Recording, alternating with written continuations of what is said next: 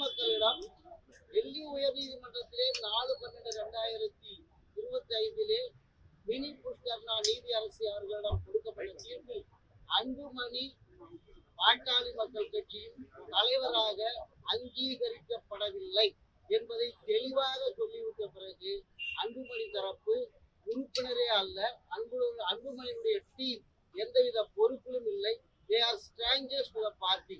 அந்த வகையிலே இன்று தலைமை நீதி அரசாங்கம் நாங்கள் வாதத்தை முன்வைக்கும் போது எதிர்தரப்பிலே இருந்து எங்களையும் பார்ட்டியாக சேர்க்க வேண்டும் என்று வந்தார்கள். நீதிமன்றம் உங்களை பார்ட்டியாக கேட்க முடியாது.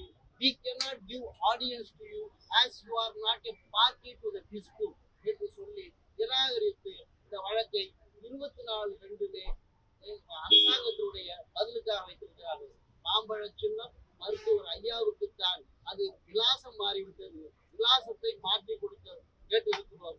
கட்சியில் இல்லாத, பொறுப்பில் இல்லாத ஸ்ட்ரேஞ்சர்ஸுக்கு கேட்க எந்த உரிமையும் இல்லை என்பதை நிலைநாட்டக்கூடிய அளவிலே நீதிமன்றத்தில் இந்த வாதத்தை எடுத்து வைத்திருக்கிறோம். மீண்டும் மாம்பழ சின்னம் ஐயாவுக்கே ஒரு